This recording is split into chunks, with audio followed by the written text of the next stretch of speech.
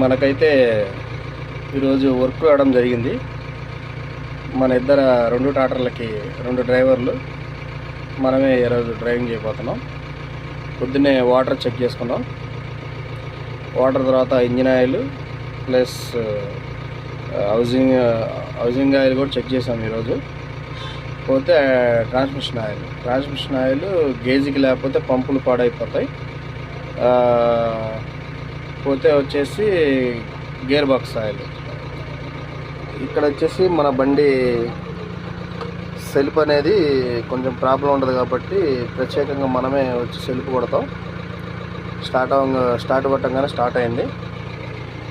First gear న్యూట్రల్లో ఉన్నా కూడా ఒకసారి గేర్లో ఉన్నా స్టార్ట్ అవ్వదు. దీన్ని న్యూట్రల్ చేసుకోవాలి. న్యూట్రల్ చేసుకున్న ఒకసారి సెల్ఫ్ అవుతుంది. మనకిది ఫార్వర్డ్ కాయిల్ అంటారు, ఫ్రంట్ టు బ్యాక్.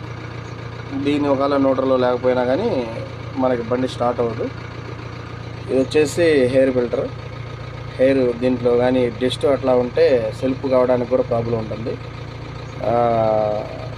మన ఎయిర్ ఫిల్టర్లు అన్నీ క్లీన్ చేయడం కూడా జరిగింది నిన్న. ఇట్లా బండి మెయింటెనెన్స్ పొద్దున్నే రాగానే చూసుకోకపోతే మనది వచ్చేసి 15 మోడలు. ఈ బండి జాగ్రత్తగా చూసుకోవడం వల్లే మనకి కండిషన్లో ఉంటుంది. ఇది వచ్చేసి ఫ్రంట్ బకెట్ లివరు, మనకి లోడింగ్ కానీ అన్లోడింగ్ కానీ. ఇది వచ్చేసి మనకి బండికి వచ్చేసి 4 గేర్లు ఉంటాయి. 4 గేర్లో మనం ఏది కావాలంటే అది వేసుకోవచ్చు. ప్రస్తుతానికైతే మన బండిలో ఉన్న శుభ్రత ఇది ఉన్నంత కూడా కొంచెం నీట్గానే ఉంచుకుంటాం. కాకపోతే మన బండికి అయితే టైర్లు వేయాల్సింది ఉంది.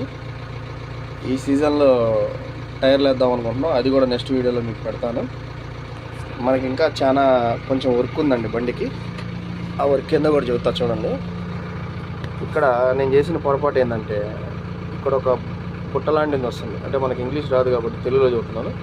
అది లేకపోవడం వల్ల ఇక్కడ ఇదంతా డస్ట్ ఏర్పడి ఈ వాల్ బ్యాంకుల కాడ సీల్ అరిగి దానివల్ల ఆయిల్ లీక్ రావడం జరుగుతుంది. అలాగే చిన్న చిన్న వర్క్ ఉంది మనకి లీకులు. మనం ఒకరోజు ఇంజనీర్ని పిలిచి ఈ పైపులు అక్కడక్కడ పైపులు కూడా పోవడం జరిగింది. అది ఇక్కడ ఇట్లాంటి చిన్న చిన్న మెయింటెనెన్స్ అన్నీ చేసుకోవాలి. దీనికి అయ్యే ఖర్చు వాల్ బ్యాంకులు కానీ, పైప్లింగ్ కానీ, ఇవి కానీ, టైర్లు కానీ 1 లక్ష రూపాయలు ఖర్చు ఉంది. మనకి చేసిన వర్క్ దగ్గర గవర్నమెంట్ దగ్గర పేమెంట్ రావాలి.